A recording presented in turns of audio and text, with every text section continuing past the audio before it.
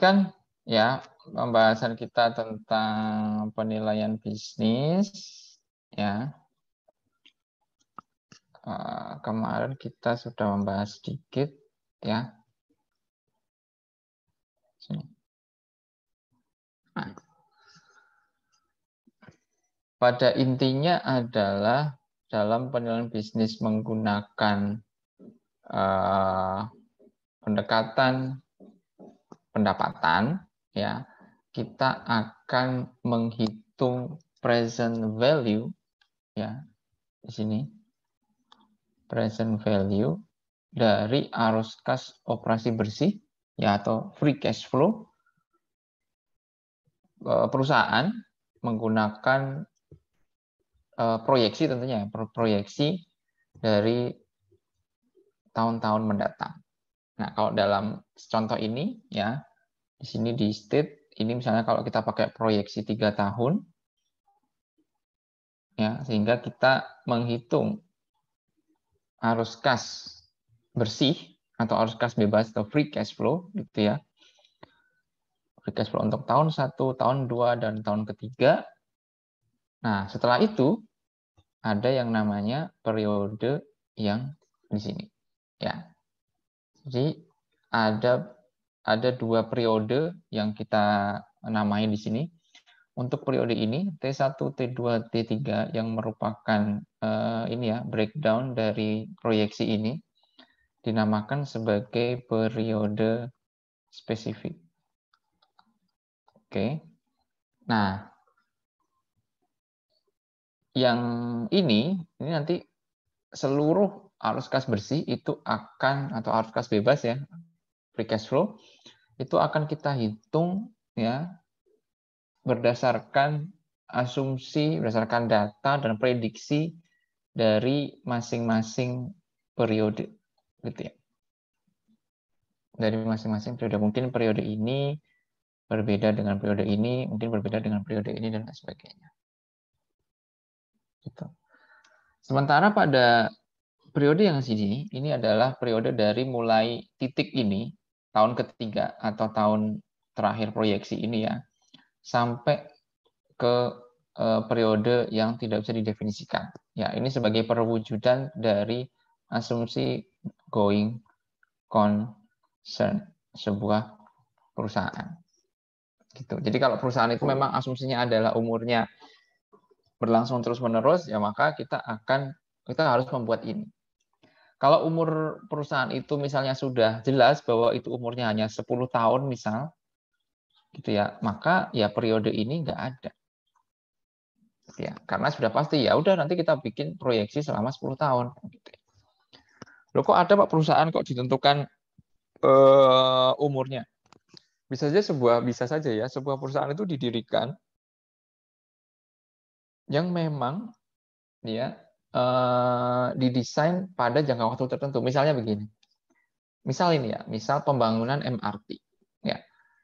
Ketika sebelum dilakukan pembangunan sampai MRT itu dibangun dalam rangka merencanakan, dalam rangka mencari pembiayaan dan lain sebagainya itu dibentuk sebuah perusahaan, sebuah konsorsium atau perusahaan.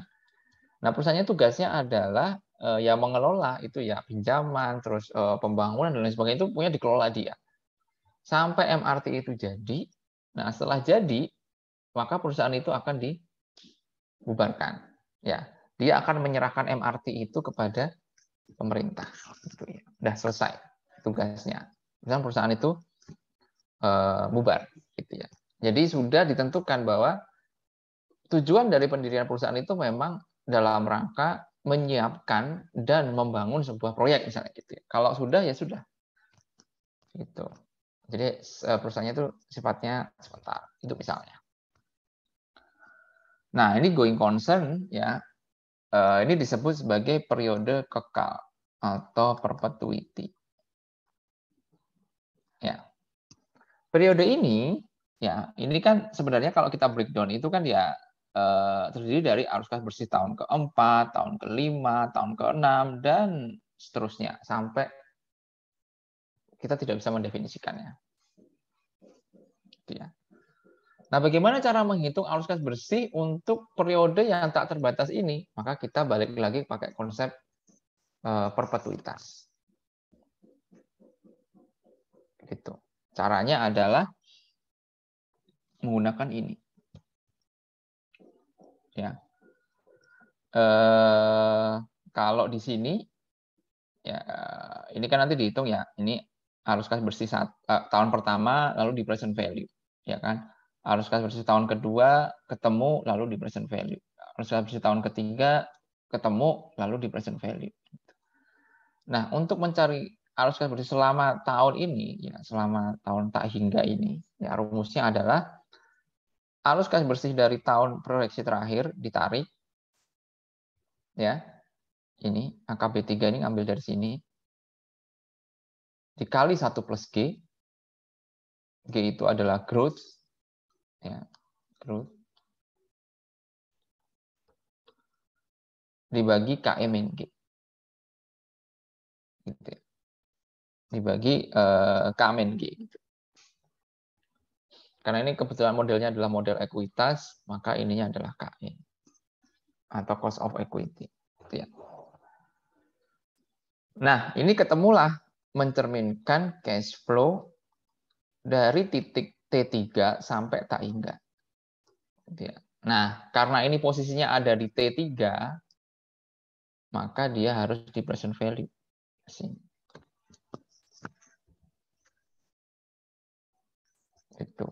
Itu inti dari penilaian menggunakan pendekatan pendapatan, ya pakai metode DCF, modelnya model ekuitas. AKB sendiri atau arus kas bersih atau free cash flow itu kita sudah belajar kemarin ada 2 model equity dan model invested capital. Pak, boleh izin bertanya, Pak? Oh, silakan. Ya, Pak. Tapi masih terkait semacam bagian tadi sih, Pak. Ya, Yang silakan. saya dengar tadi tahun ketiga itu termasuk dalam periode spesifik. Sekaligus tadi periode kekal itu dimulai pada tahun ketiga. Berarti bisa disimpulkan bahwa tahun ketiga ini masuk ke periode spesifik maupun periode kekal gitu ya, Pak? Ya, periode kekal itu dihitung titiknya memang di tahun titiknya dia ada di ketiga. Jadi gini maksudnya. Sebenarnya bukan masuk di tahun ketiga sih, tapi gini. Logikanya adalah mana tadi? Bentar ya, sebentar.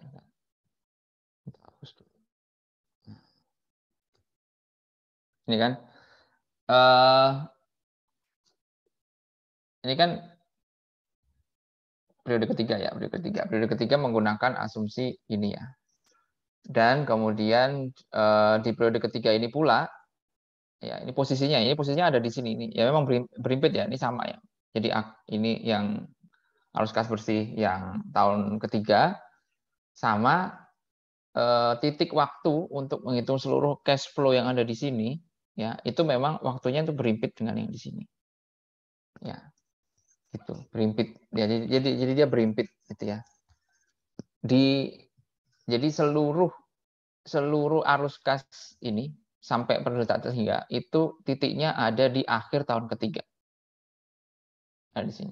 Begitu juga dengan arus kas periode ketiga ini juga titiknya di akhir tahun ketiga.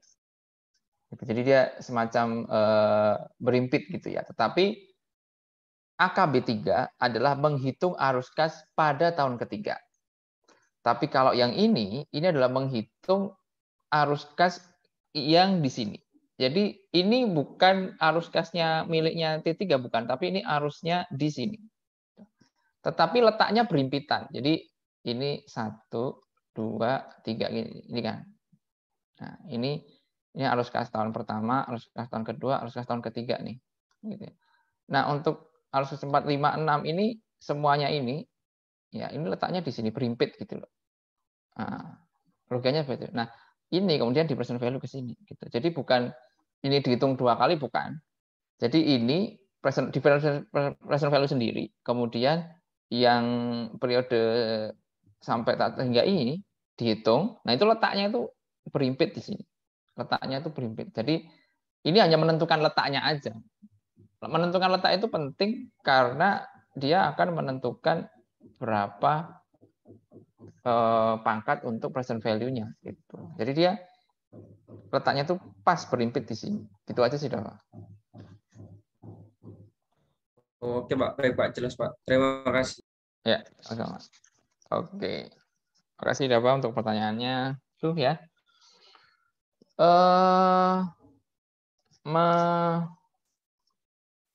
Menghitung ininya ya. Kemarin kita sudah sedikit belajar. Ada model ekuitas, ada invested capital. Bedanya cuma di sini sama di sini. Kalau untuk equity, ya dia merupakan hak murni untuk pemegang saham. Gitu ya. Kalau invested capital itu hak pemegang saham dan arus kas yang menjadi hak dari si kreditur. Maka di sini interest expense ditambahin lagi. Karena kan kalau ngambil net income itu kan sudah mengeluarkan beban bunga, ya kan? Sudah dikurangkan gitu. Sehingga net income itu kan sebenarnya adalah hasil usaha yang dinikmati oleh pemegang saham kan gitu ya. Arus kasnya itu besar, arus kasnya itu adalah arus kas miliknya si pemegang saham. Tapi kalau invested capital di situ harus mengandung hak dari kreditur. Jadi ini ditambahkan, interest expense-nya ditambahkan lagi. Gitu. Sementara itu perbedaan yang kedua adalah net change in long term debt. Gitu ya, net change in long term debt.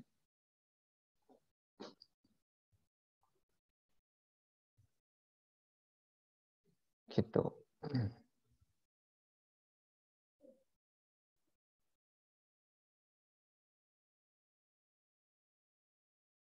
Jadi ini adalah perubahan utang jangka panjang atau utang kapital. Kalau kita, ini kan net change ya. Net change itu kan, ya utang kan kita banyak ya. Ada utang ke A, utang ke B gitu kan. Nah, secara net, nanti direkap itu dari tahun ke tahun, dari tahun sebelumnya ke tahun sekarang itu ada naik atau turun. Kalau utang kita naik, maka kas kita nambah. Ya dong. Kita berhutang itu kan dari awalnya nggak punya uang, wah aku nggak punya uang buat beli ini. Ya aku ngutang kamu dong. Gitu. Oke, diutangi. Gitu. Tiba-tiba kamu dapat uang kan? Secara ini ya, secara real, ya kamu dapat uang. Walaupun uang itu adalah pinjaman. Gitu. Tapi kalau utang itu turun, itu artinya kita bayar utang. Kalau bayar utang, maka kas kita berkurang. Jadi utang 1 juta buat beli handphone gitu misalnya. Ya kan tiba-tiba kita dapat 1 juta. Terus tapi nanti saya takut nggak nih bisa bayar utang nggak ya? Udahlah tak balikin lagi lah. Utangnya dikembalikan atau dibayar. Kan kita jadi nggak punya uang lagi kan? Gitu. Itu perbedaannya. Oke. Nah sekarang nih ya tadi saya malah kelewat yang ini. Ada periode tetap, ada periode kekal atau ya periode perpetuity. Periode tetap atau spesifik dan periode kekal. Ini biasa 5-10 tahun. Karena ini periode spesifik, ya ini biasanya digunakan ketika bisnis yang belum stabil. Misalnya tahun pertama asumsinya naik, tahun kedua asumsi naik, tahun ketiga asumsi turun, tahun keempat asumsi turun, gitu misalnya.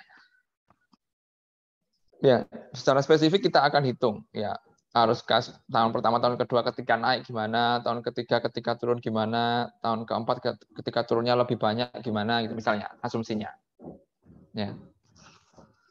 Sementara untuk periode perpetuity itu kita menganggap bahwa ini adalah periode yang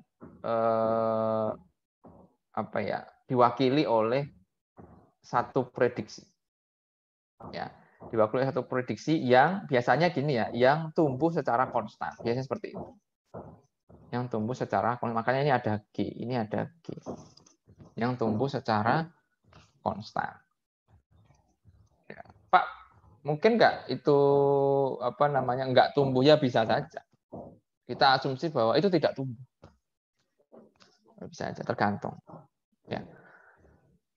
Tergantung dari proyeksi. Dan proyeksi itu kan yang bikin adalah klien atau manajemen. Kita sebagai penilai itu melakukan evaluasi. Ya, melakukan evaluasi.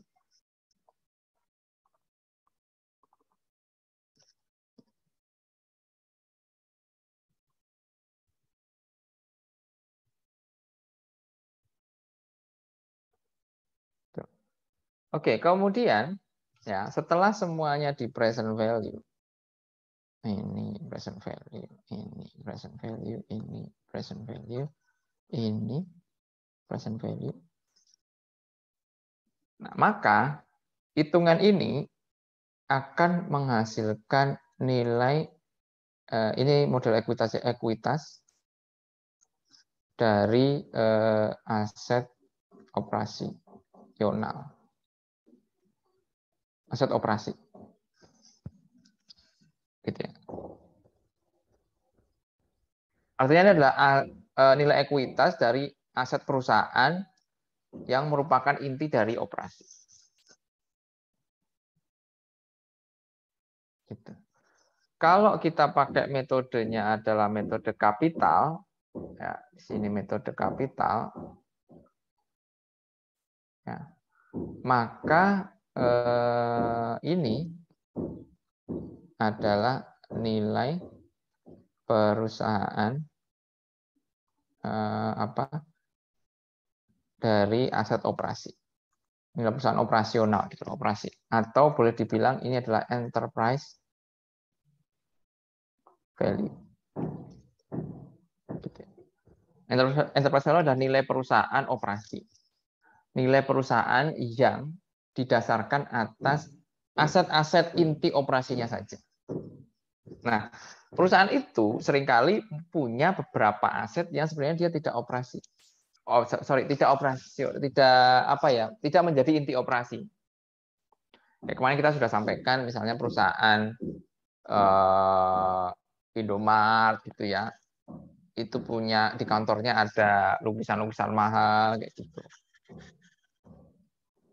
Ya, ada barang-barang antik yang mahal banget gitu misalnya. Itu kan sebenarnya bukan aset operasi perusahaan gitu ya, tetapi itu milik perusahaan. Kan gitu. Nah, ketika kita mencari berapakah nilai perusahaan ini, berarti kan kita harus menambahkan nilai operasi ditambah nilai non operasi atau aset non operasi. Kayak tadi, setelah kita dapat nilai dari perusahaan operasi, ini kan dapatnya dari cash flow. Cash flow ini kan hasil normalisasi. Dan normalisasi itu kan memang menghapus atau menghilangkan aset-aset non operasional. Ya kan? Atau pendapatan dari aset-aset yang sifatnya non operasional, ya kan? Oleh karena itu pasti ini akan menjadi aset operasi. Oh, ini aset operasi itu sekian gitu ya.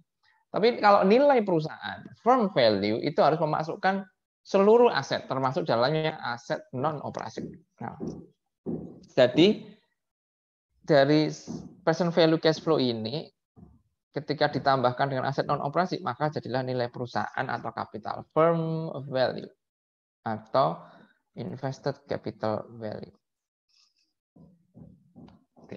Nah, kemudian ketika kita kurangi dengan utang berbunga, maka jadilah nilai ekuitas. Lupa ini kan model kapital untuk mencari firm value. Ngapain itu kok ujung-ujungnya nilai ekuitas sih gitu. Nah, ini mungkin yang belum banyak saya sampaikan. Nilai ekuitas di sini, ya ini kenapa ujung-ujungnya kok sama ya? Kalau kita lihat ini model kapital, ini model model ekuitas. Kok ujung-ujungnya ekuitas gitu? Karena nah ini kan kapital ya, tapi kok ujung-ujungnya ekuitas? Karena pada saat nanti kita mengaplikasikan DELOM premium for control, itu harus atas nilai ekuitas. Gitu. Itu harus atas ininya namanya ekuitas.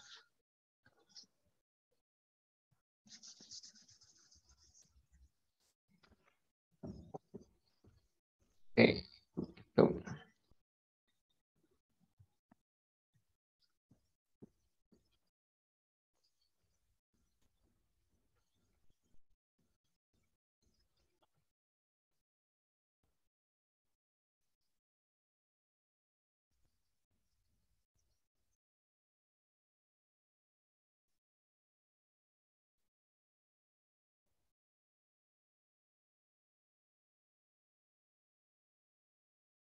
Oke. Nah, mana nih? Oh, sorry. Pointernya kok kedip-kedip. Gitu ya. Ini ada pertanyaan nggak dari sini?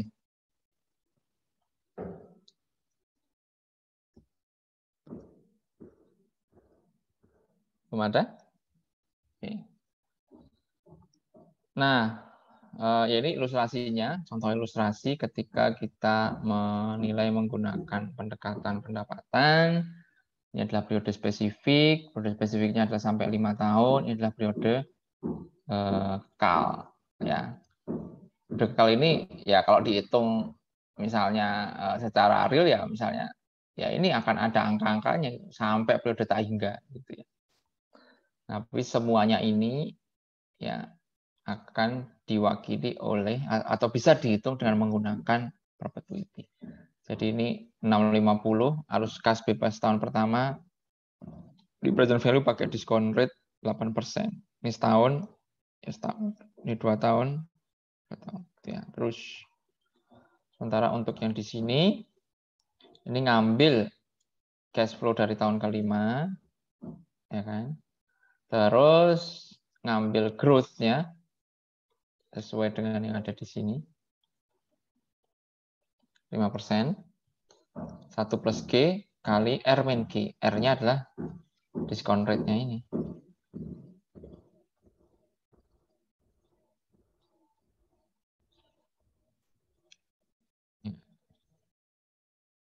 Ketemu 4714. Nah, ini yang kadang suka lupa nih teman-teman ketika ngerjain ujian. Yaitu apa?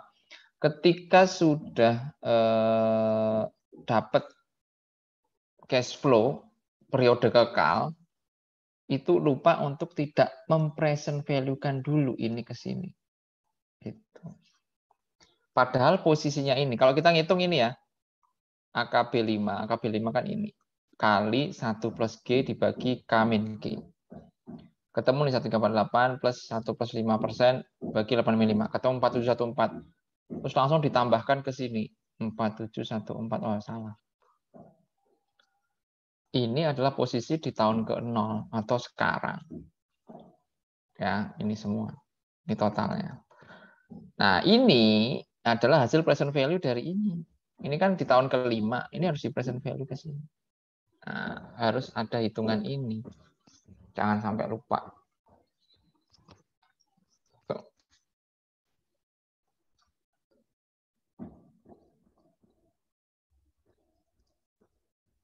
Oke.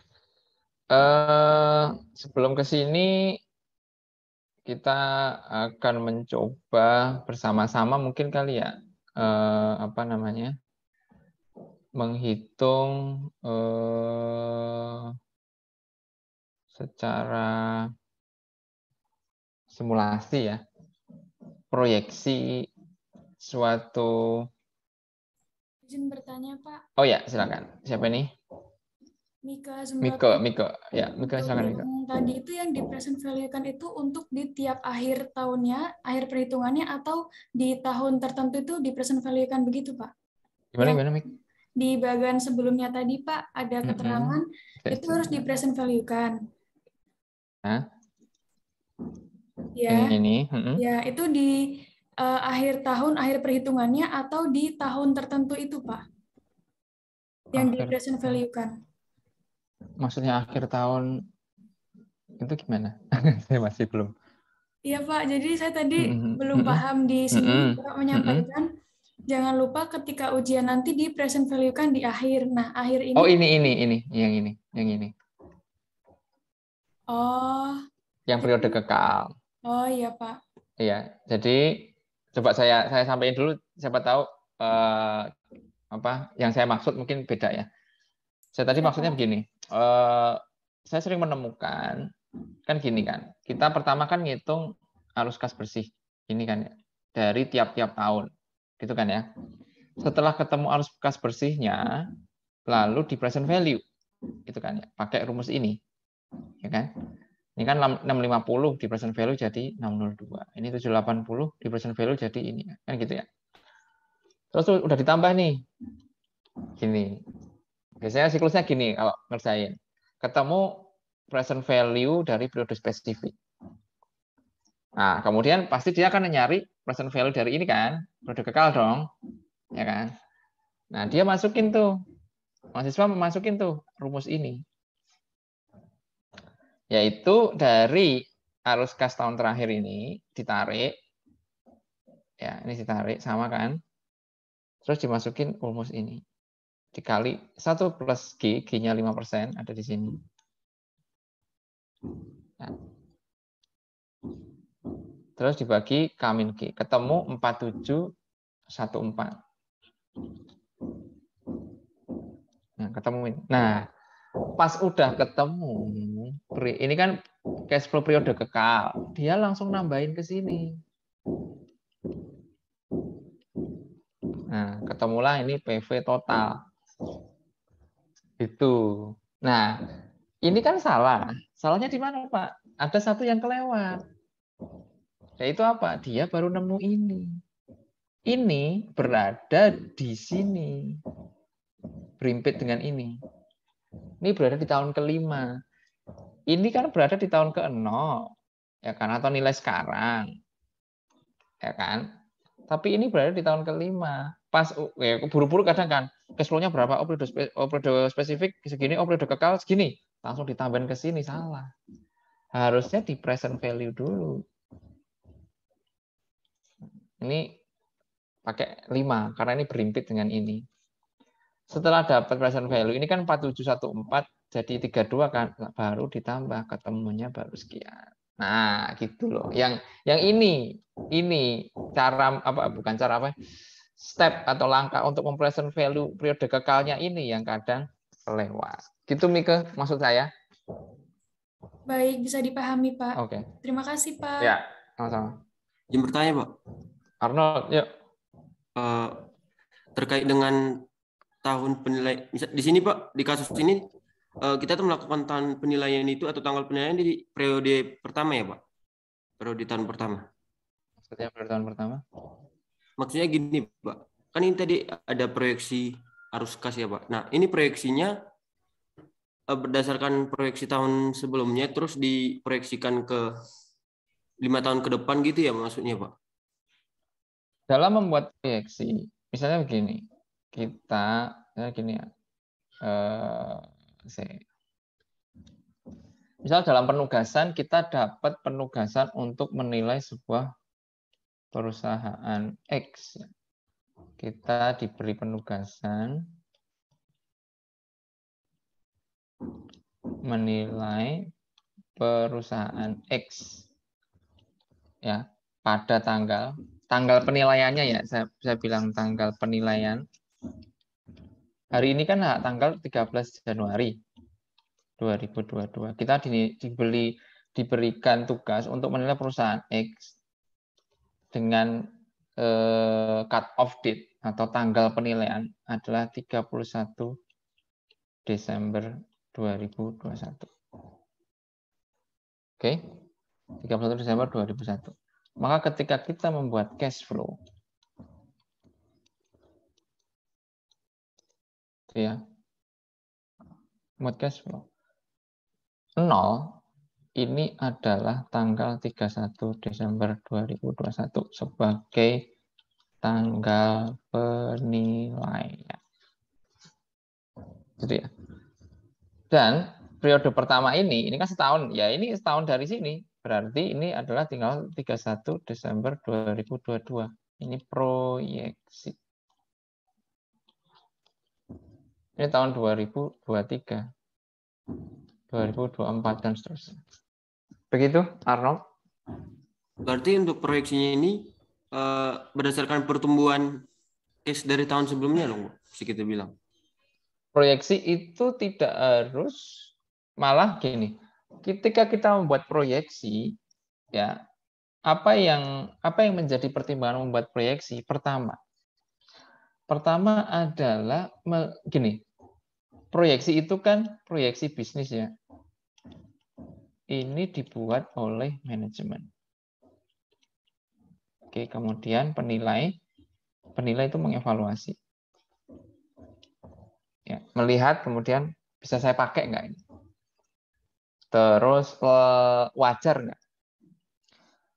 Apa pertimbangannya wajar tidak wajar? Nah, terus kemudian bagaimana kita membuat proyeksi? Apakah berdasarkan histori masa lalu? Jawabannya tidak sebatas ini. Memproyeksi itu kan gini, misalnya perusahaan di masa lalu ya ini beroperasi dengan satu pabrik. Ya, misalnya saya punya perusahaan pabrik reagen tes PCR. Nah, gitu. Terus saya ditugaskan Anda ditugaskan untuk menilai. Saya punya rencana bahwa di tahun ketiga, misalnya ini tahun 2000, misalnya ini 2021, 2022, 2023, 2024. Misalnya di 2024 saya berencana untuk bangun 2 pabrik di daerah Cikarang. Artinya saya kemudian per 2023 saya punya 3 pabrik. Gitu ya. Saat ini saya punya 1 pabrik. Otomatis apa? Proyeksi tahun ketiga, 4, 5 tidak bisa semata-mata kita dasarkan dari sini. Karena sudah berbeda keadaannya. Lo tahu ini dari mana? Ya dari rencana perusahaan. Kamu bikin proyeksi. Oke, rencanamu apa? Oke, rencana saya ini. Saya mau bikin pabrik. Kelihatan nggak itu? Pernah nggak dibicarakan dalam rapat? Make sense nggak dia mau bikin pabrik itu? Dari keuangannya, Anda nanti dapat dana dari mana gitu, rencananya seperti apa. Kalau itu sama sekali belum terlihat dari rapat perusahaan juga belum disepakati dan lain sebagainya, ya maka kita bisa bilang proyeksi Anda ini ngawang-ngawang. Anda berencana membuat pabrik baru, membangun pabrik baru, tapi saya tidak menemukan dokumen apapun dalam pembahasan rapat internal di perusahaan Anda yang bicarakan tentang itu. Pemegang saham juga saya tanya juga nggak pernah dengar gitu ya. Maka kita bisa evaluasi, oh itu proyeksinya harusnya nggak gitu. Tapi ketika jelas ya udah, oh ini memang ada rencana gitu. Penilaian itu kan kita melihat meramal kan gitu ya. Melihat nilai itu kan present value dari arus kas di masa mendatang kan gitu ya. Memang tidak ada yang benar, tidak ada yang salah. Tetapi yang ada adalah masuk akal atau tidak. Seperti itu. Jadi ketika proyeksi, apakah itu ya udah yang dulu laporan keuangannya setahun dapat berapa, terus disesuaikan dengan growth, oh nggak semudah ini. Kita harus memperhatikan banyak hal. Bagaimana kondisi perekonomian nanti, make sense nggak? Bagaimana rencana perusahaan nanti? Apakah dia, oh iya, bentar lagi kita akan misalnya membuka pasar ekspor ke sini, berarti kan ada peluang gitu kan. Berarti kalau ada peluang baru, pasar baru, maka ya proyeksinya harus dibuat berbeda sesuai dengan estimasi bagaimana ketika itu benar-benar terjadi. Gitu. Paham nggak? Berarti Pak bisa saya katakan untuk proyeksi case itu langsung kita peroleh dari manajemennya, terus kita melakukan evaluasi apakah nanti proyeksi case tersebut akan bisa terrealisasi berdasarkan rencana bisnis dari perusahaan. Terus untuk proyeksi kekekalan itu atau bisa dikatakan case-nya itu akan tetap untuk periode selanjutnya itu dari manajemen juga ya Pak? Iya, proyeksi bisnis itu dari manajemen. Kemudian dari manajemen itu kita evaluasi, gitu. Kita lihat masuk akal enggak. Gitu. Misalnya perusahaan di periode kekal dia membuat growth-nya misalnya 10%. Gitu. Ya, kita harus tanyakan, ini asumsi dari mana? Manajemennya dipanggil, ini dari mana angka ini? Bagaimana Anda bisa menjelaskan kenapa Anda percaya diri bahwa di 10 tahun mendatang dan seterusnya itu rata-rata konstan pertumbuhan Anda 10%. Nah, pertumbuhan itu kan banyak dipengaruhi banyak di beberapa hal. Satu, bagaimana perusahaan itu mempertahankan kualitas produk, inovasi produk, gitu ya. Dalam industri apa dia? Kalau dia bergerak dalam industri telekomunikasi, IT, otomotif, maka itu adalah industri yang sangat cepat bergerak. Ya, kalau dia tidak ada inovasi dan lain sebagainya, growth itu malah ya growth itu sangat challenging bagi mereka. Beda dengan kayak industri yang sifatnya tidak terlalu perubahannya itu tidak terlalu ini ya, kayak industri makanan, pakaian gitu ya.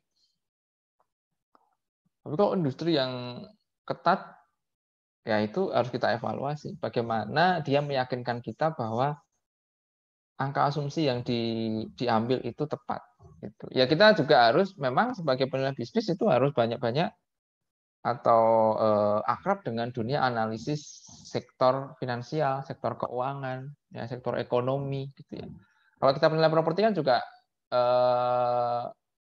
akrab dengan daerah sana kayak gini, aksesnya yang seperti ini, nilainya seperti ini, daerah sana harganya sekian kayak gitu kan. Kalau rumah dengan posisi kayak gini itu biasanya penyimpangannya berapa, penyesuaiannya berapa kayak gitu kan. Nah, begitu juga dengan penilai bisnis. Maka dia harus akrab dengan itu sehingga bisa mengevaluasi proyeksi gitu, growth dan lain sebagainya. Gitu ya, Nol? Baik, Pak. Paham, Pak. Terima kasih, Pak. Izin bertanya, Pak. Silakan. Dari pertanyaan teman-teman tadi, saya masih belum bisa menyimpulkan gitu, Pak. Cara tahu batas periode spesifiknya di tahun berapa itu cara carinya gimana ya, Pak? Ya, pertanyaan yang bagus. Cara mencari produk spesifik gitu ya, itu memang tidak ada satu rumus universal. Periode spesifik itu memang secara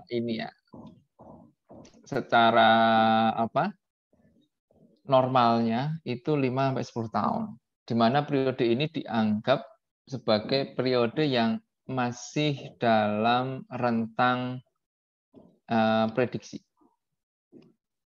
Masih dalam rentang prediksi. Sementara kalau di atas 10 tahun itu sudah, jadi gini, kalau kita mau prediksi tahun depan, itu kan deket ya. Kemungkinan kita bisa memprediksi secara tepat, kemungkinan kan besar. Semakin jauh tahunnya, maka keakuratan dari prediksi kita kan semakin kecil. Nah, 5-10 itu dianggap sebagai rentang prediksi yang masih bisa kita prediksi. Nah, apa saja kemudian yang menjadi patokan gitu ya, paling enggak. Terus berapa dong itu ya? 5, 10, 6, 7 gitu. Pertama biasanya terkait dengan siklus usaha. Biasanya periode ini paling tidak mencakup satu siklus usaha. Satu siklus usaha itu kayak gimana sih? Ada usaha itu yang kayak gini misalnya. Selalu berulang. Ya, dunia itu biasanya punya pola sih.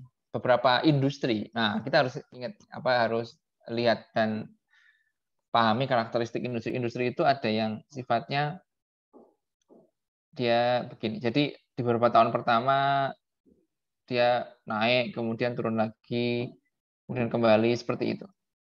Nah, gitu. Jadi paling enggak ini satu siklus. Ada siklus musiman seperti itu. Ya. Siklus ini kadangkala sifatnya tahunan, ya, misalnya dalam 1 tahun atau dalam 2 tahun, dalam 3 tahun, satu siklus ini bisa dalam 10 tahun, dalam 5 tahun dan lain sebagainya. Pasti ada naik turunnya seperti itu, ya, dalam industri tertentu. Ya, sama kayak siklus properti ya teman-teman. Pasti kan kalian sudah pelajari juga ya. Properti itu ada masa peaknya pasti ya, kemudian turunnya, ya, kemudian naik normal lagi dan seterusnya kayak gitu ya. Paling enggak itu ada satu siklus yang tercapture di situ. Gitu. Ini contohnya. Contoh berikutnya adalah ini misalnya dia punya dia punya perusahaan itu berdasarkan izin atau konsesi tertentu, hak untuk pengelolaan. Itu ya, hak untuk pengelolaan. Misalnya kalau kita cuma diberi hak pengelolaan selama misalnya 10 tahun, ya periodenya 10 tahun tanpa ada periode kekal. Gitu. Atau memperhatikan misalnya umur teknis faktor produksi utama. Itu misalnya kita punya proyeksi itu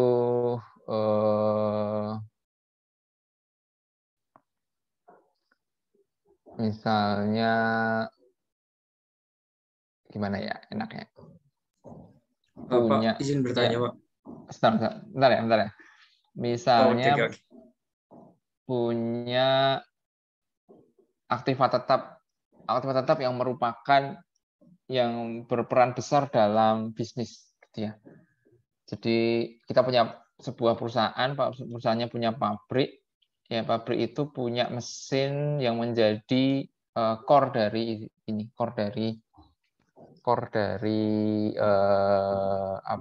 perusahaan itu, gitu ya. Nah itu kan misalnya punya umur misalnya 10 tahun, gitu ya.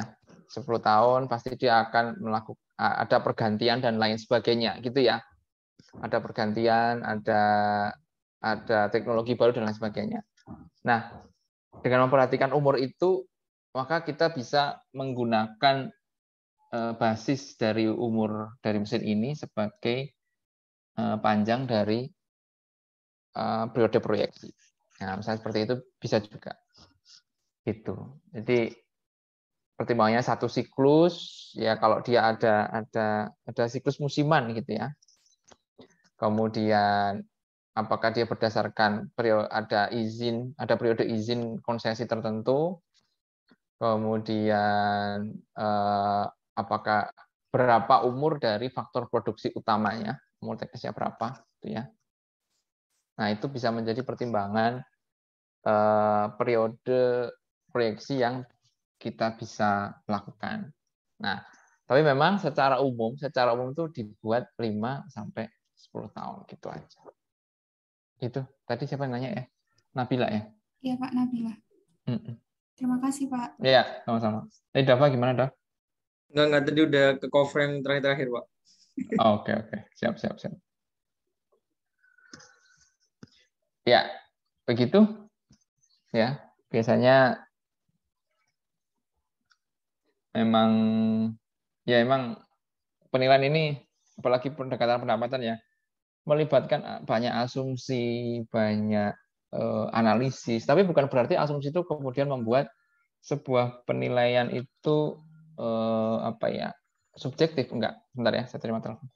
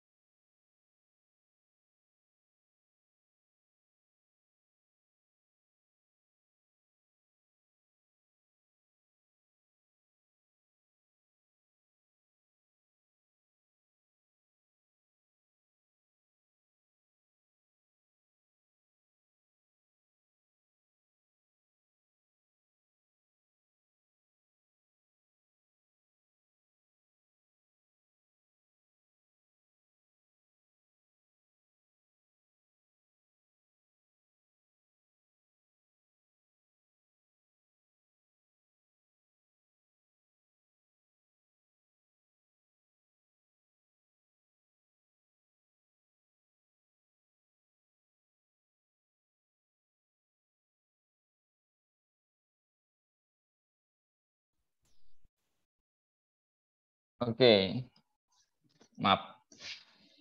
Seperti ini ya cara kita menilai. Ya, setelah tahu konsepnya, baru nanti kita dalami satu-satu. Dalami satu-satu terkait dengan penghitungan apa namanya arus gas bersih. Makanya kita sudah dapat, tadi kita sudah lihat lah. Arus gas bersih ini tergantung modelnya. Apakah model ekuitas, apakah model invested capital atau kapital, gitu ya. Nah, yang challenging adalah kita membuat atau mengevaluasi proyeksi. Nah, untuk bisa mengevaluasi proyeksi, kita harus belajar membuat proyeksi supaya tahu langkah-langkahnya. Sehingga ketika dapat proyeksi, kita bisa meneliti dan melakukan konfirmasi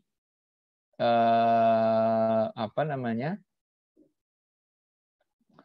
Apakah proyeksi yang dibuat oleh manajemen itu cukup masuk akal atau tidak.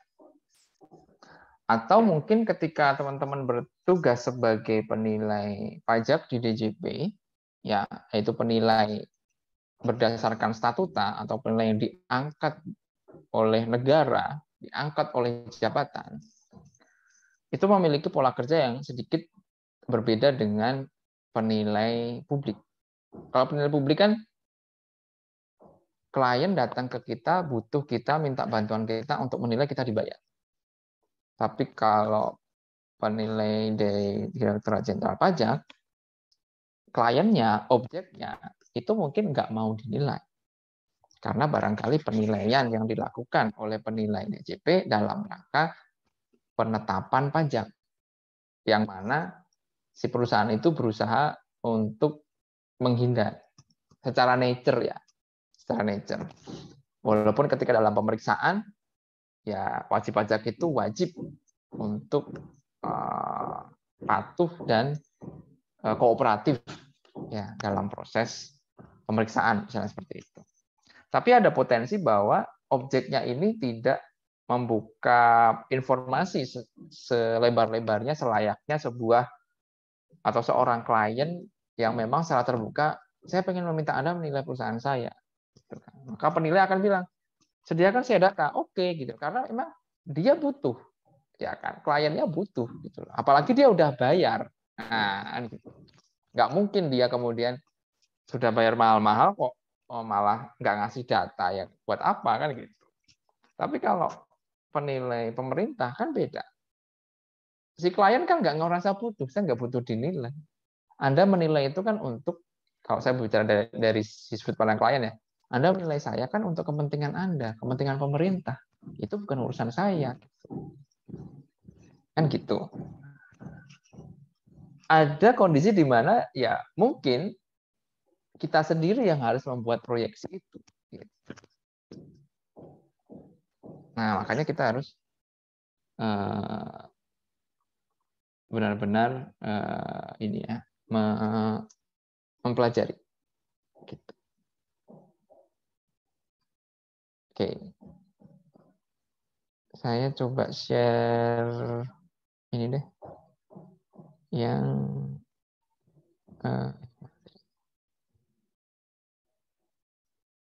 kok nggak, sebentar ya.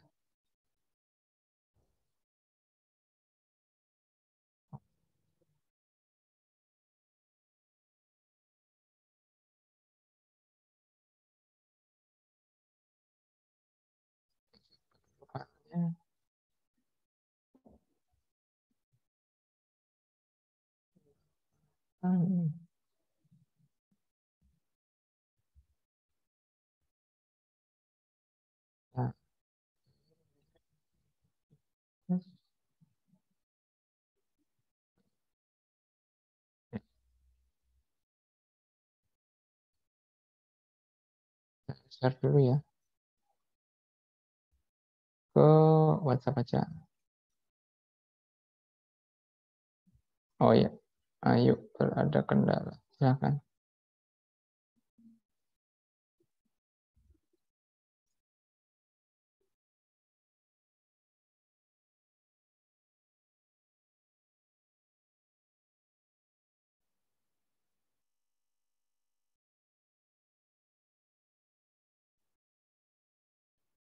Teman-teman bisa buka, bisa download, bisa buka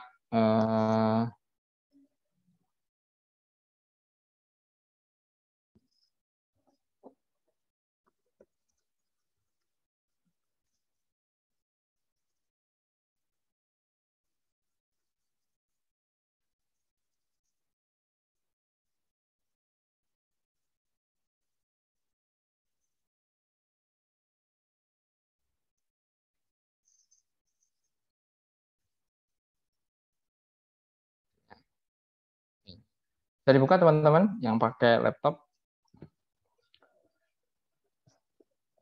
yang pakai HP bisa juga ding, juga ya. Oke, kita akan sama-sama mengisi ya, mengisi tuh. Oke.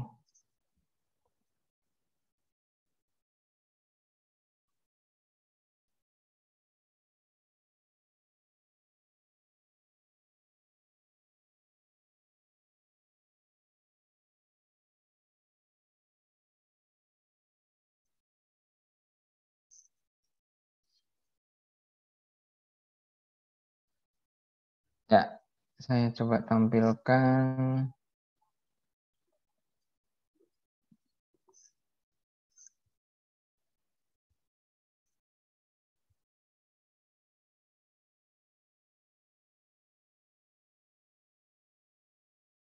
Ya, nah ini adalah kita bisa isi sama-sama nanti. Ini adalah data proyeksi ya. Nah, di sini ada beberapa asumsi. Ada asumsi perubahan, asumsi proyeksi laba rugi. Terdiri dari pertumbuhan penjualan per tahun, ya. Kemudian ada rasio HPP terhadap penjualan. Nah, ini biasanya dilihat dari historis, gitu ya. Pertumbuhan beban operasional, ini juga ada asumsi. Ya. Beban operasional itu macam-macam. Ada beban, misalnya beban listrik. Ya, ini kan naik biasanya ya dengan pola tertentu. Kemudian beban gaji ini kan juga biasanya naik menyesuaikan kebijakan UMR, inflasi kan gitu ya. Beban sewa. Nah, kenaikan nilai sewa kalau kita sewa gedung bagaimana itu kan juga bisa kita rumuskan ya secara umum tuh berapa gitu. Kemudian beban terkait transportasi, misalnya beban angkut ya, biaya angkut, biaya kirim. Bisa kita juga prediksi, misalnya berdasarkan kenaikan tarif tol, kenaikan tarif BBM, kayak gitu. Sehingga sebenarnya ini semua itu bisa diprediksi rata-rata pertumbuhan dari tahun ke tahun itu berapa. Beban gaji juga diproyeksikan dengan bagaimana proyeksi pegawai ke depan. Ya, kalau dia ada ekspansi, nambah kantor, pasti nambah pegawai. Kalau nambah pegawai, sekarang pegawainya 10, 2 tahun lagi pegawainya 15, struktur gajinya akan berbeda. Berarti proyeksi tahun pertama, tahun kedua relatif akan sangat berbeda dengan tahun ketiga. Karena di tahun ketiga ada rencana buka pabrik baru, buka outlet baru, berarti karyawannya baru. Ya, kalau ada pabrik baru, karyawan baru pasti listriknya beda, gajinya beda, sewanya beda, iya kan? Nah ini kita bisa kita prediksi. Nah, tapi ini untuk sederhana dulu, katakanlah di rata-rata dia naik sekitar 7% ya, dari mengikuti inflasi misalnya seperti itu. Beban depresiasi ya secara historis ini juga bisa dilihat. Kalau secara historis bisa dilihat, kemudian bagaimana proyeksi ke depan juga nanti dipertimbangkan. Beban bunga, ya misalnya ya rata-rata bunganya berapa sih sekarang yang kita harus bayar kayak gitu. Semuanya bisa diprediksi teman-teman. Penjualan, ya itu juga bisa diprediksi. Apakah ada produk baru, apakah ada pemasaran di daerah baru, penetrasi baru, buka cabang baru, ya apa malah mengurangi gerai dan macam-macam. Kemudian ada asumsi laporan posisi keuangan. Nah, ini untuk mengisi beberapa pos, misalnya tentang piutang. Nah, piutang ini biasanya berkaitan dengan penjualan. Nah, kita coba ramalkan piutang ini rata-rata karena dia biasanya sangat berkaitan dengan penjualan, ya. Maka rata-rata jumlahnya berapa sih dia? Kalau penjualnya sekian, piutangnya bakal berapa kira-kira? Nah, misalnya rata-rata 8% dari penjualan. Persediaan ini ngambil dari persentase dari HPP misalnya kayak gitu ya. Terus ada nggak asumsi untuk pembelian aktiva tetap per tahun misalnya. Terus rasio untuk utang lancar juga terkait HPP ya, berarti kita bisa prediksi utang lancar dari persentase HPP secara rata-rata. Dividen payout ratio berapa rata-rata dari net income yang didapatkan, berapa dividen yang dibayarkan. Rata-rata penambahan utang jangka panjang ada nggak? Ya, rata-rata ada nggak penambahan utang? Gitu, dan lain sebagainya. Oke, gitu. Dan sekarang kita coba isi sini. Nah, sekarang prediksi laba rugi dulu. Laba rugi ini adalah yang real tahun 2020. Ya. Kita proyeksikan nih. Berarti ini ya, asumsi growth penjualan dikali penjualan tahun lalu. Asumsi growth penjualan itu adalah kita lihat di atas 10%. Berarti karena ada asumsi 10% dari tahun lalu dikalikan tahun lalu, maka ini tahun sekarang. Sorry. Bukan begitu caranya. Caranya adalah ini dikali 1 plus growth. Nah, jadi 220.000. Harga pokok penjualan. Nah, tadi adalah 80% dari penjualan. Ya, udah kalikan sini. Nah, gitu. Kita jumlahkan. Nah, teman-teman bisa sekalian coba. Oke, terus beban operasional. Tadi ada kenaikan 7%. Oke, berarti ini kali 1,07.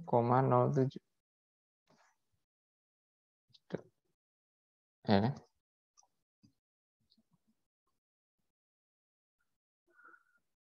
Terus beban depresiasi adalah 10% kali aktiva tetap tahun lalu. Kita lihat di laporan posisi keuangan. Aktiva tetap berapa? 50.000. Oke. Kemudian di sini laba operasinya kita jumlahkan saja. Beban bunga adalah 9,5% dari saldo utang jangka panjang, utang kapital tahun lalu. Berarti 9,5% kali utang jangka panjang tahun lalu. Ini ya. Nah. Oke, lalu kita jumlah. Kemudian pajak itu 25%. Ya udah ini.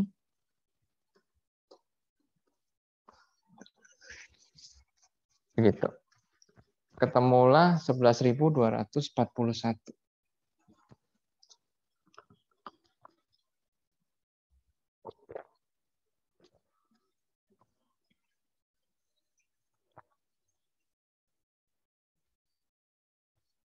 Oke, udah tuh ketemu.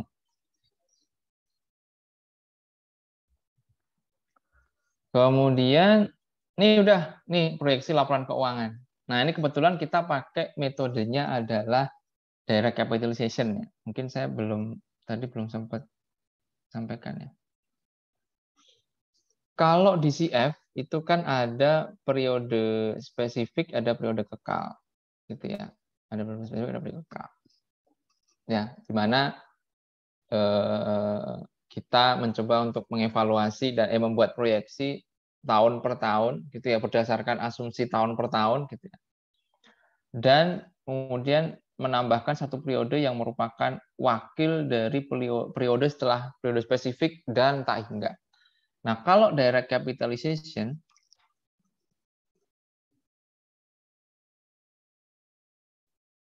Nah, recapitulation itu hanya terdiri dari satu periode saja. Gitu. Satu periode saja.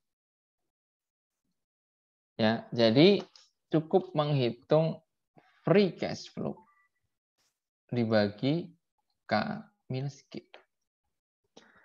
Kita langsung, ini jadi kayak rumusnya periode kekal. Ya, mirip rumusnya periode kekal. K dibagi K min G.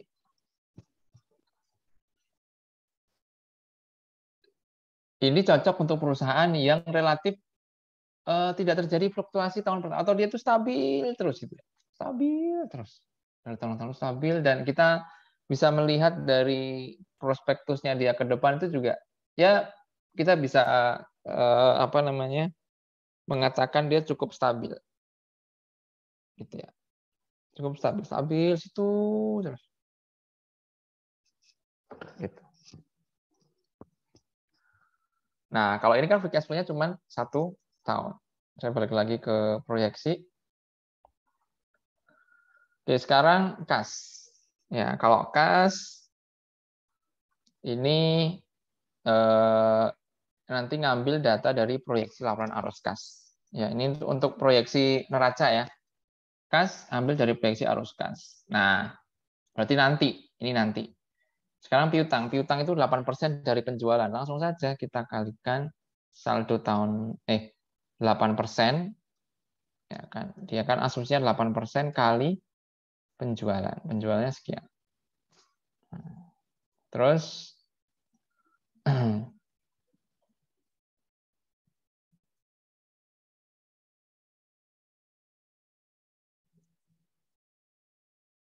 persediaan 8% dari HPP. 8% dari HPP proyeksi. Proyeksi ini. Ya, karena ini minus, saya kasih tanda minus juga biar jadi plus. Terus aktiva tetap sama dengan saldo aktiva tetap tahun lalu ditambah proyeksi pertambahan capital expenditure. Dari tahun lalu 50.000 ditambah proyeksi capital expenditure setiap tahun kira-kira 2.000. Ya udah tambahin aja. Terus akumulasi depresiasi. Akumulasi depresiasi ini cara ngitungnya adalah kalau akumulasi depresiasi untuk proyeksi itu adalah atau tahun berikutnya ada atau akumulasi depresiasi tahun ini adalah saldo tahun lalu ditambah laba rugi tahun ini. Ditambah beban depresiasi yang ada di laporan laba rugi tahun ini. Berarti ini tahun lalu ditambah depresiasi tahun ini adalah 5.000. Jadinya ininya 25.000. Oke. Lalu kalau kita jumlahkan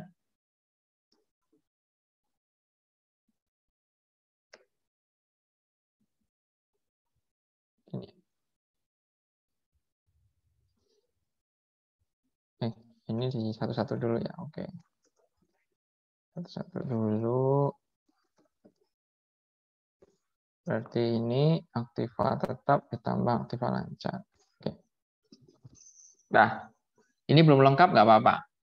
Nah, ini teman-teman bisa ikuti juga. Terus utang lancar tadi 9% dari HPP. Ya udah 9% kali HPP-nya berapa? Nih, 176. Utang jangka panjang sama dengan utang jangka panjang tahun lalu ditambah proyeksi penambahan utang. Proyeksi penambahan utang tadi ada 3.000. Terus untuk ekuitas ngambilnya dari data proyeksi laporan perubahan ekuitas. Oke, jadi ada 2 ini yang masih kosong. Ya, nanti kita lihat. Oke, setelah ini kita tinggal dulu. Nanti kita dengan meninggalkan ini akan dapat angka-angka yang hijau-hijau ini. Ketiga, oh ya, Miko, silakan. Ini untuk 8%, kemudian 9%, ini angka-angkanya dari mana ya Pak? Atau mungkin tadi saya terlewat? Oke, ini bisa dilihat dari data historis atau data rata-rata perusahaan pembanding di industri tersebut. Kita bandingin nih, sebenarnya untuk industri ini, nilai dari akun piutang itu bisa diramal dari mana? Biasanya piutang itu kan memang dekatnya adalah dipengaruhi oleh penjualan. Maka kita bisa gunakan bahwa piutang itu dipengaruhi oleh penjualan. Begitu juga persediaan diproyeksi dengan dari persentase HPP. Itu berasal dari ya analisis industri ya, secara umum pembanding-pembanding yang cocok dengan ini ya. Itu tuh secara historis berapa sih persentasenya gitu. Kira-kira begitu, siapa? Mika? Baik, terima kasih Pak. Sama-sama.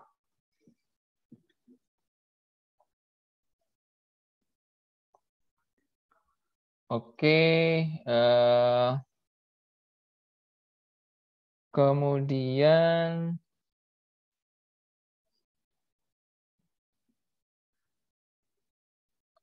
salah.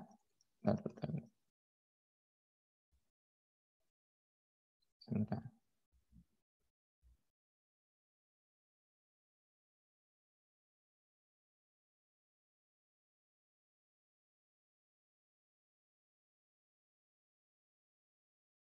Oke, nah kan. Sekarang kita lihat pada tadi mana? Bentar.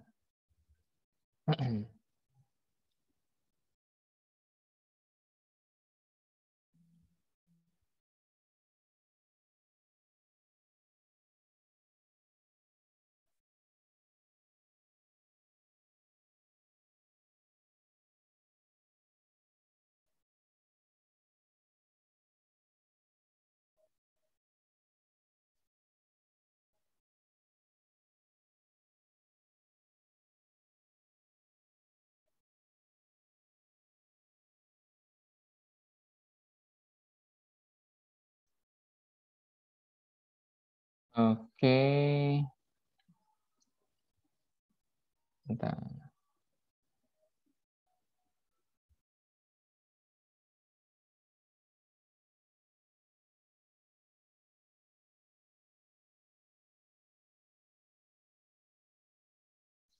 Selanjutnya, maaf.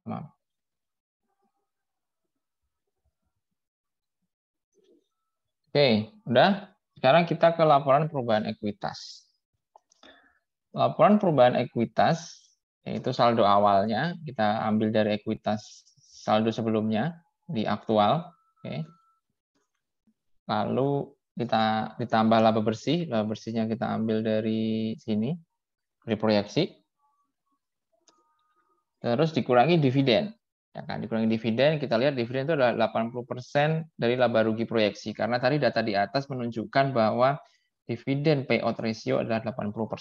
Berarti net income-nya berapa, maka dividennya adalah 80% kali net income.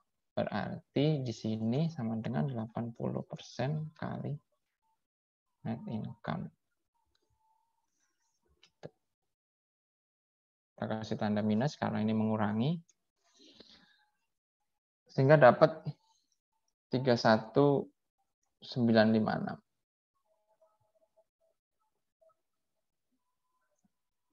Oke. Itu 956, lalu kita ambil. Ya. Ini kan ekuitas saldo akhir udah nih. Nah, ini akan kita ambil angka ini untuk mengisi ekuitas.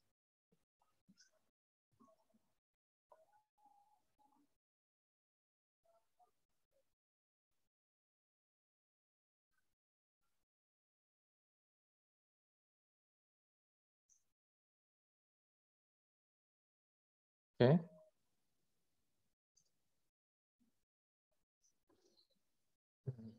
Oke. Nah, sekarang udah ketika saldo akhirnya udah sekian, taruh di proyeksi ekuitas yang tadi masih kosong. Nih, ambil data dari proyeksi laporan perubahan ekuitas. Oke. Oke, sebentar.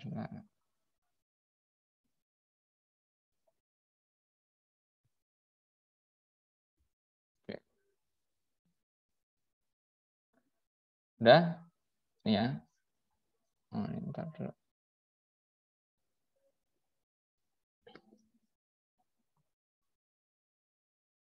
Oke. Sekarang baru kita ke laporan arus kas.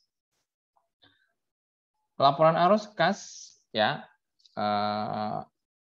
terdiri dari arus kas bersih kegiatan operasi, arus kas bersih dari kegiatan investasi, dan dari pembiayaan. Arus kas bersih dari kegiatan operasi itu boleh dibilang ya pendapatan dari operasi gitu ya, dalam bentuk kas. Itu kita ambil dari laba bersih. Dulu, laba bersih kita ambil. Tuh kan, laba bersih kita ambil. Terus karena laba bersih atau net income itu kan pakai pendekatan akuntansi basis akrual. Akrual itu kan kadang ada pendapatan yang belum berbentuk kas tapi udah di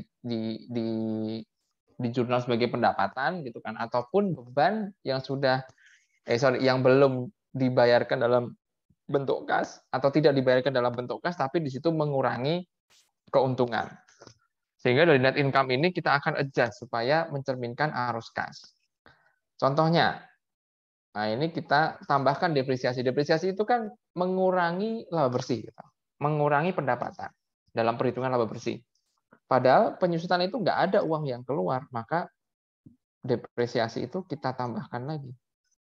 Berapa depresiasi tahun ini? 5.000. Kita tambahkan. Lalu, nah di sini ada penurunan atau peningkatan working capital. Ya, jadi gini teman-teman.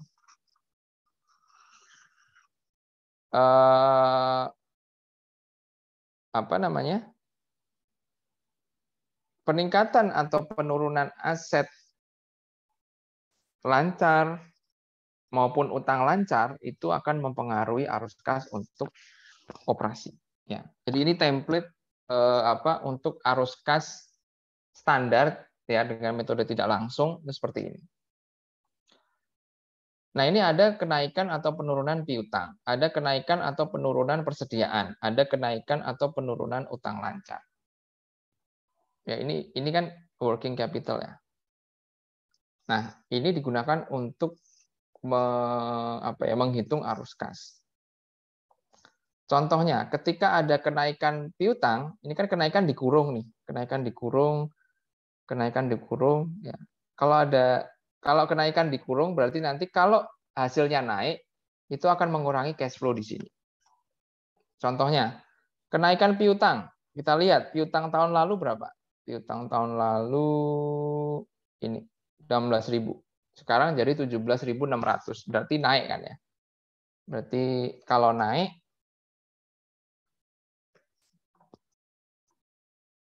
ya, naiknya berapa kita lihat piutang proyeksi 17.000 dikurangi piutang tahun lalu atau piutang pada periode sebelumnya 16.000.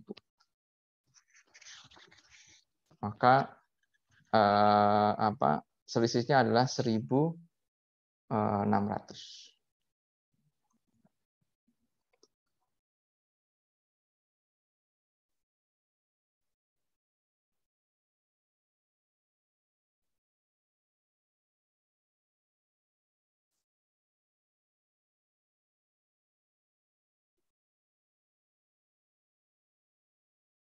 Oke. 1.600 kemudian nah, kok kenaikan piutang ini malah mengurangi kas, ini logikanya gimana sih, Pak? Nah, logikanya gimana? Logikanya gini, teman-teman. Misal ini tahun lalu, ini tahun 2021, ini tahun 2022.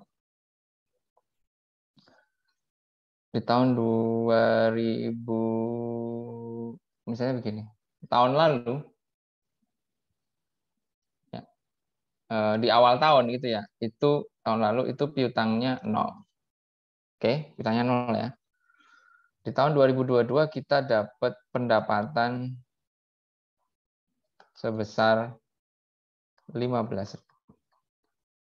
Oke, tahun ini ya, tahun 2022 ya. Tahun lalu ini piutangnya 0.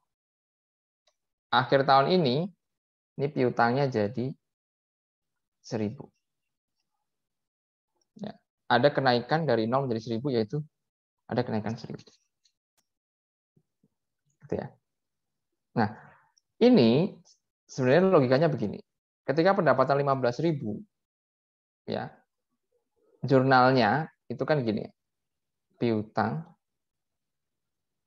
pada pendapatan sebesar 15.000, ya.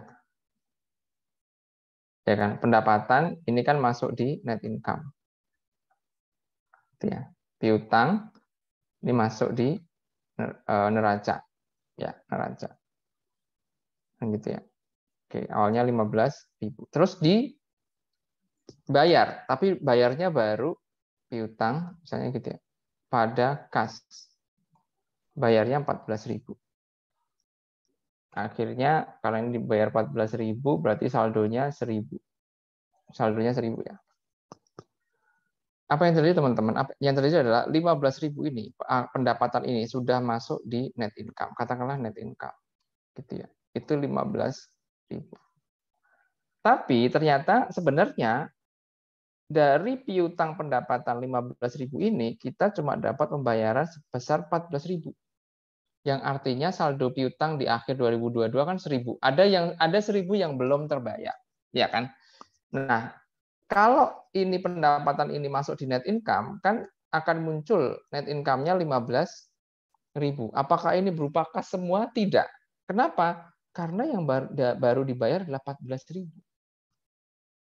Gitu ya. Jadi walaupun di laporan keuangan itu 15.000, tapi secara realnya kita baru dapat uang 14.000. Nah, penilai itu kan ngambilnya angka ini, berapa pendapatan yang sudah berwujud kas, 14.000. Artinya apa?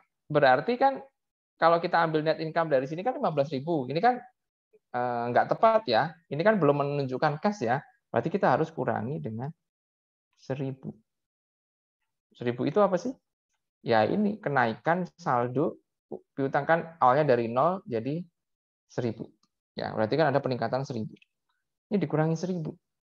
Maka nanti sesuai kan, ini kan jadi 14.000 sesuai dengan angka ini pendapatan yang benar-benar sudah kita dapatkan dari kas. Jadi kalau piutangnya itu nambah, artinya ada pendapatan yang diterima yang sudah diakui, tetapi belum berbentuk kas atau masih dalam berbentuk piutang karena ininya nambah. Atau ini dari 1.000, dari 2.000, sama aja. Ini nambah 1.000 kan. Berarti apa? Selama periode ini ada 1.000 pendapat, 1.000 dolar katakanlah gitu ya. Senilai 1.000 dolar pendapatan yang diterima, yang diakui, tetapi belum diterima dalam bentuk kas. Makanya ketika piutangnya bertambah,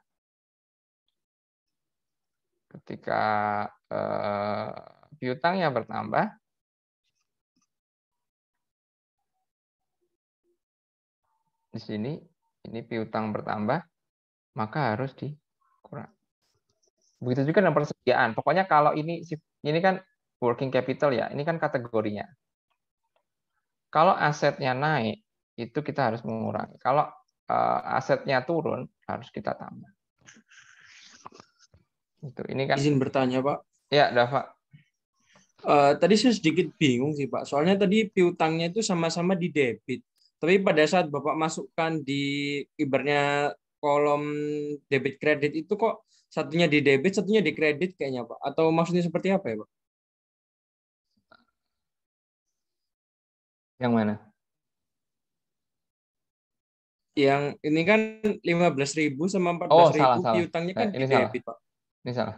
Harusnya ini kas pada piutang. Oh ya, Pak. Oke, Pak. Mungkin itu aja. Salah ya. Kebalik ya. Kalau kita bayar piutangnya kan kita terima kas ya, kasnya di debit, piutangnya di kredit. Maksudnya begitu. Izin bertanya, Pak. Arnold, ya. Mungkin tadi saya agak keputus sedikit, Pak, terkait dengan ini, Pak. Kan di sini kalau ada penurunan persediaan harusnya kan cashnya naik, Pak. Apakah ini karena berhubungan dengan piutang tadi, Pak, sehingga dia mengakibatkan cashnya menurun, Pak? Persediaan ya. Persediaan, ketika persediaan naik, ya, maka harus mengurangi kas. Sebentar, saya ini dulu, refresh dulu ingatan saya. Kalau persediaan ya.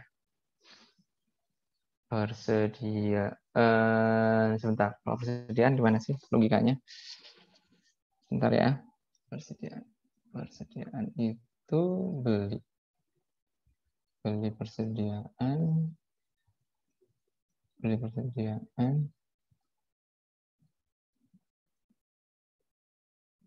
Kalau persediaannya naik, berarti Itu Pak, bentar. Ya, gimana? kalau lupa, dari ya. pandangan saya sih, kalau persediaan itu dibeli pakai cash Pak. Jadinya nanti jurnalnya itu kan persediaan pada cash. Jadinya setiap persediaan yang naik pasti mengurangi kas gitu Pak. Gampang, lebih mudahnya gitu mungkin Pak. Oke. Bentar. Aku agak lupa ya yang logika ini ya. Bentar ya. Kalau logikanya persediaan naik, bentar. Kalau ini persediaannya naik, maka Arnold tadi ya nanya ya? Iya, Pak. Tadi saya pikirannya bercabang-cabang. Kalau persediaan itu pakai logika COGS apa logika itu ya, saya lupa. Oke, nanti saya akan jelaskan ya kalau pas ingat beneran. Saya agak lupa dengan logikanya ini. Mohon maaf ya, Nold. Baik, Pak. Oke. Nanti pas aku ingat. Mungkin tadi Dava sebentar saya agak lupa soalnya. Takutnya nggak yakin dalam menjelaskan. Kalau ya persediaan itu bisa dibeli pakai kredit, bisa dibeli. Kalau itu nanti logikanya ke utang sih. Oke, bentar ya. Nanti akan saya jelaskan kalau saya ini ingat. Kemudian utang lancar. Nah, utang lancar ini kebalikan dengan aset. Ya, aset ini kalau naik maka dia mengurangi di sini. Oh ya, persediaan belum kita lihat ya, dia naik atau turun. Persediaan dia naik ya dari 12.800 ke 14.080. Maka apa namanya? Ini minus gitu ya. Persediaan ini dikurangi ini. 1,8. Oke. Terus kalau utang lancar itu kalau dia naik, ini kan kenaikan nggak dikurung ya, tapi penurunan dikurung. Beda dengan yang aset. Aset ini kenaikan dikurung, artinya kalau dia nambah berarti harus mengurangi kas. Kalau turun itu harus menaikkan, menambah kas. Ya. Kalau persediaan itu kayaknya ya benar sih. Kalau misal ya logika sederhananya ya, tapi saya nggak kurang yakin. Kalau awalnya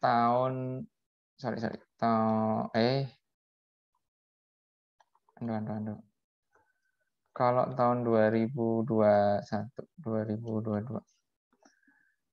Kalau perusahaan kalau kita beli persediaan awalnya misalnya persediaannya 1.000 sekarang jadi 3.000.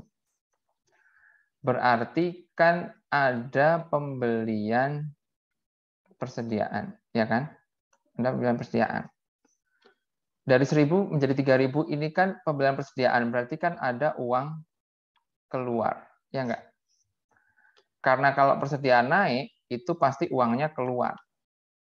Ya, jadi ya sudah, kalau persediaan naik, maka kasnya harus dikurangi. Kalau persediaannya turun, misalnya ini dari 3.000 ini menjadi 1.000, misalnya gitu ya, ini turun, berarti ada penjualan ada penurunan persediaan, artinya ada penjualan persediaan, harusnya ini naik. gitu ya. Nah, membeli persediaan itu kan bisa pakai utang. Ya, kan bisa pakai utang. Jadi pembelian ini bisa jadi semuanya dibeli tidak dengan cash, tapi bisa dengan utang. Nah, makanya perlu ada perhitungan atas kenaikan dan penurunan utang. Misalnya 2021, 2022. Kalau misalnya utangnya begini, utangnya ini awalnya 0, ini awalnya ini jadi 1000. Berarti ketika membeli persediaan, ini kan beli berapa? 1000 jadi 3000 kan beli 2000.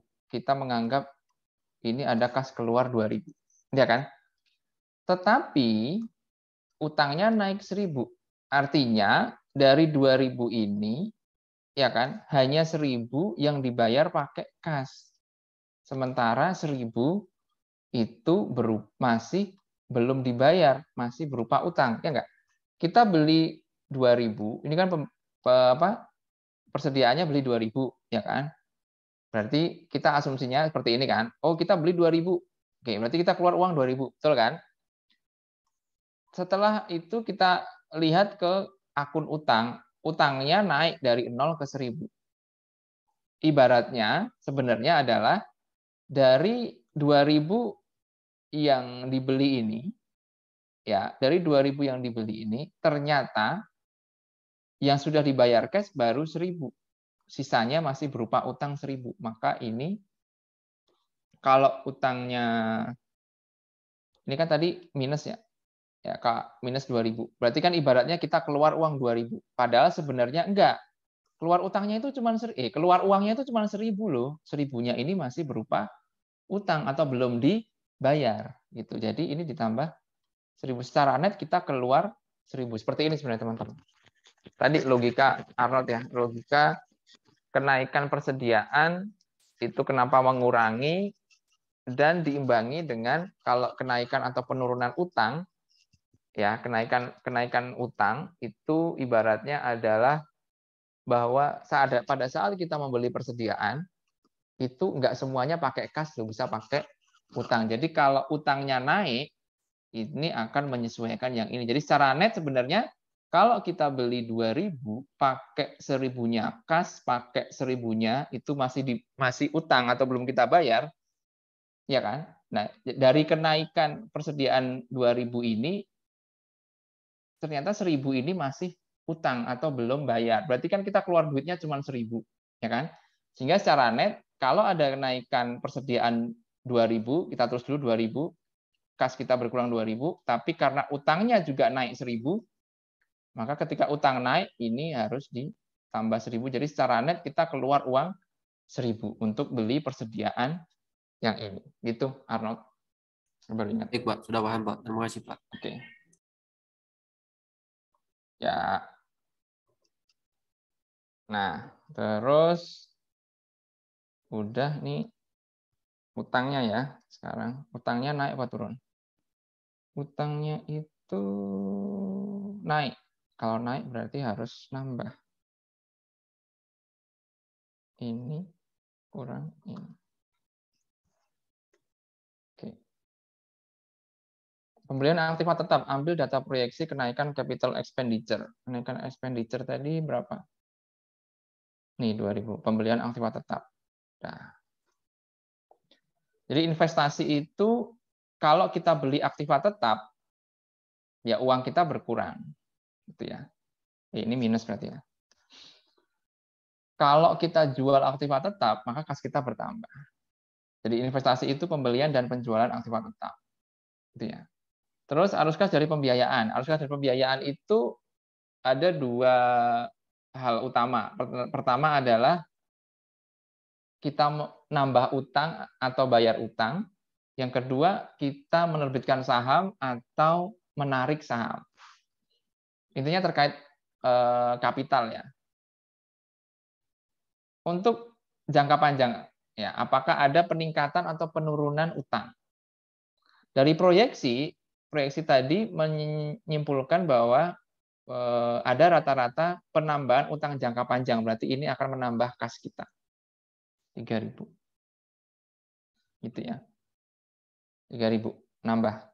Kalau utangnya berkurang, itu artinya kita membayar utang. Kalau melunasi utang kan uang kita berkurang. Tapi kalau nambah utang kan utang kita nambah ya. Terus pembayaran dividen. Pembayaran dividen tadi, dividen itu kan adalah 80% kali net income. Pak, 80% kali net income dapat berapa? Dari mana? Ini dari asumsi ini, dividen payout ratio-nya berapa? Gitu, dividen payout ratio-nya berapa? Oke, ketemu ya saldo kas awal. Jadi ini kita jumlahkan. Ini berapa, dari operasi berapa, dari investasi berapa, dari pembiayaan berapa, kita jumlahkan, lalu cari saldo kas awal tahun. Saldo kas awal tahun adalah ini, untuk tahun sebelumnya, awal tahun itu. Sehingga saldo kas akhir tahunnya adalah sekian.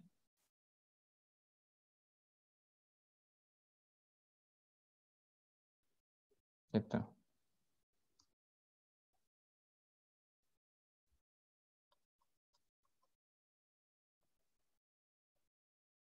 Sebentar. Saya tadi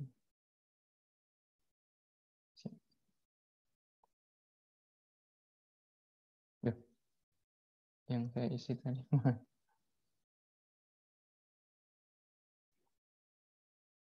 Iya.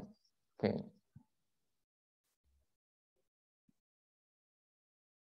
Kemudian kita lihat. Ya, harusnya balance ya. Kalau nggak balance berarti ada yang salah.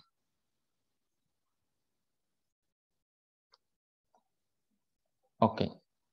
Total aktiva sama total kewajiban balance.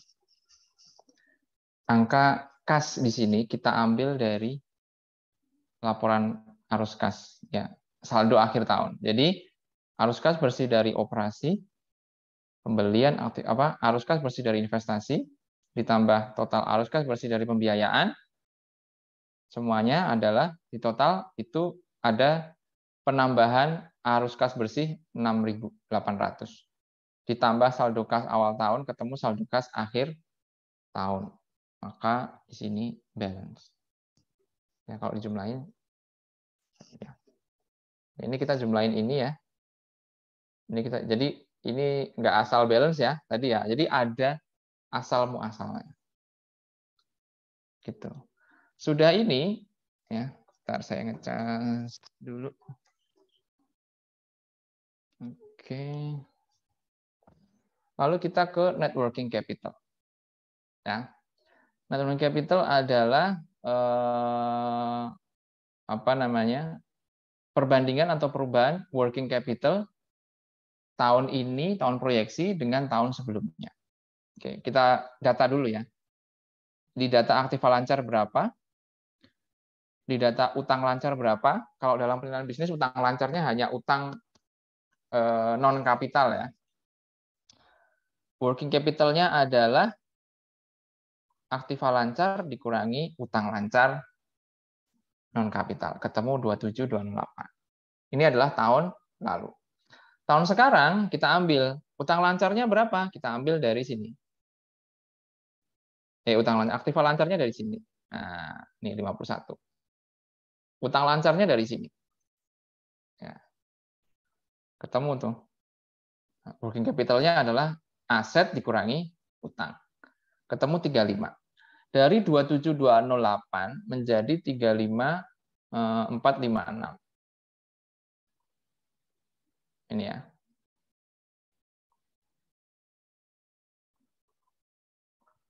Berarti ada kenaikan 8.248. Ada kenaikan working capital. Ya, atau perubahan working capital ya. Perubahan working capital. Kalau working capital-nya naik, ya itu artinya ada kebutuhan kas naik. Sudah ngitung net working capital, baru ngitung free cash flow. Nah, free cash flow, ambil laba bersih. Free cash flow kemarin kita sudah bahas ya. Hitung free cash flow itu berasal dari yang ini.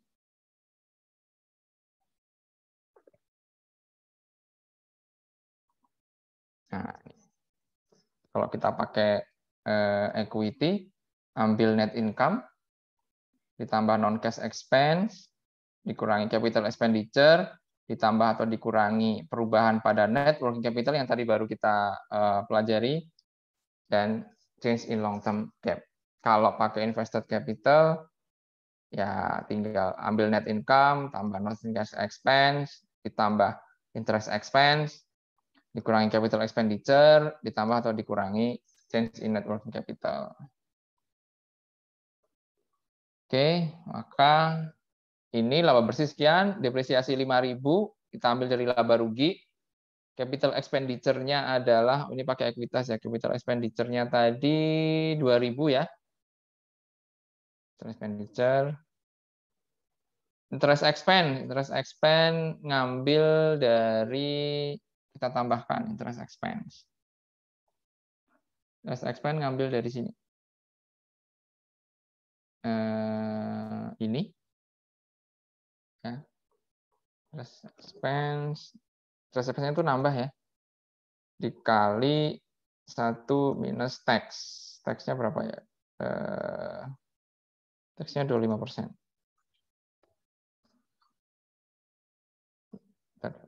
Oh, ini salah. Kenaikan atau penurunan modal kerja, karena ini naik, berarti ini di minus. Free cash flow-nya ketemu 7.952. Ketemu tuh free cash flow.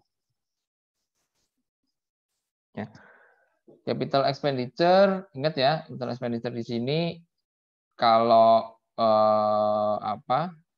ada pengeluaran, ya, maka dia mengurangi. Interest expense sifatnya menambah, ya. Jadi interest expense yang ada di laba rugi dikali 1 minus tax. Gitu. Terkait working capital, kalau working capital-nya naik, berarti dia mengurangi cash. Itu teman-teman. Nah, sekarang teman-teman coba belajar untuk membuat proyeksi pada case DCF. Ya, teman-teman sudah saya berikan file. Ini ada beberapa proyeksi. Ya, ini cukup 3 tahun saja. Ya, dari mengambil tahun dasar 2019. Nah, di sini karena periode spesifik ini bisa beda-beda. Nah, nanti kalian coba hitung proyeksi untuk 3 tahun ini. Sama dengan langkah-langkah seperti yang tadi. Sampai kalian benar-benar bisa membuat dan tahu logika penyusunan proyeksi. Oke. Semuanya. Sampai jadi free cash flow. Baru kita nanti minggu depan ngomong tentang discount rate. Oke. Baik, ada pertanyaan nggak?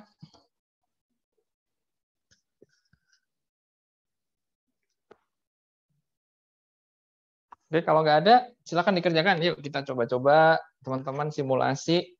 Ya, dan itu juga menjadi PR.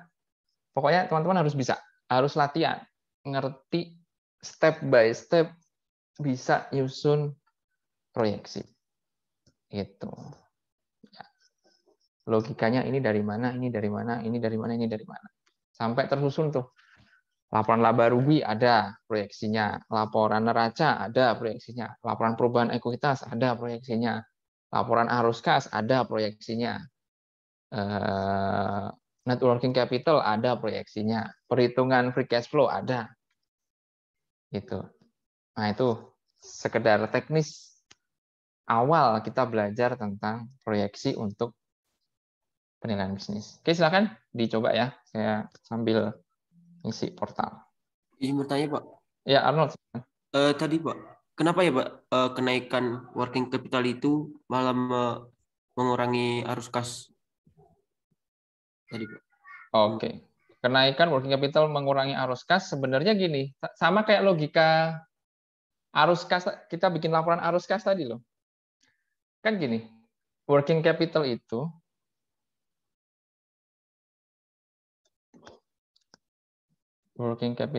kan aset, ya, net working capital aset lancar dikurangi aset lancar. Aset lancar. Utang lancar, Pak. Utang. Oke. Aset lancar kurangi utang lancar, gitu ya. Kalau ini hasilnya positif, berarti kan kenaikan aset lebih besar dari kalau ini positif ya artinya aset lebih besar daripada utang lancar. Betul ya? Ya kan? Iya, Pak. Kalau ini hasilnya positif. Nah, kalau kita bandingkan working capital tahun lalu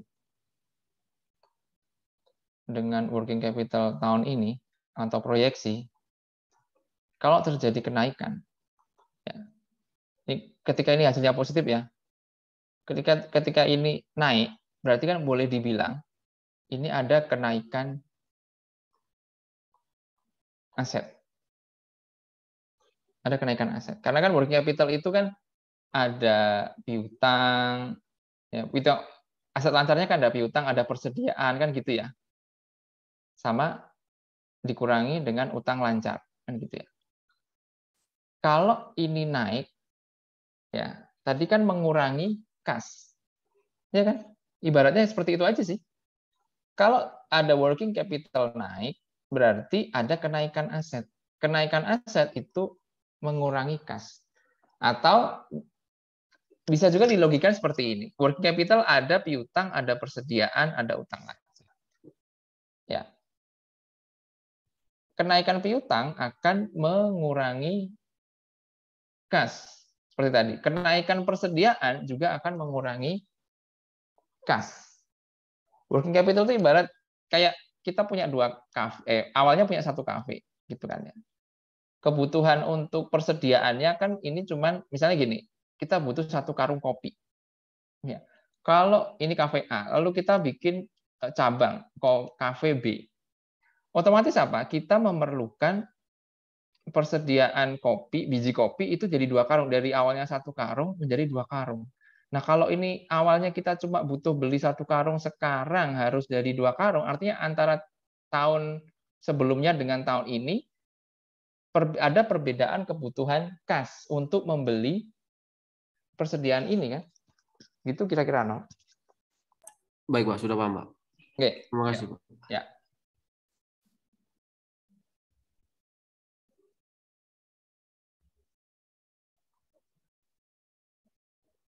Oke.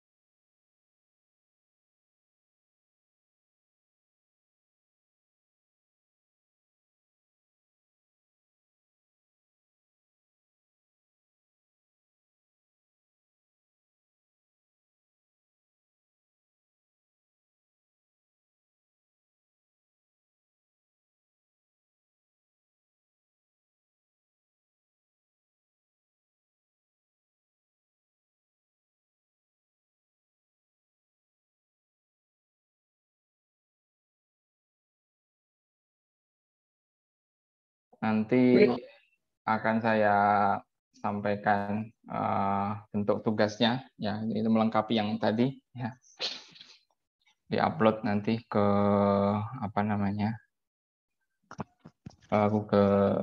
Google LMS. Jadi untuk ujian pasti ada soal simulasi, ya entah itu dari 2 di antara 3 itu pasti ada simulasi. Jadi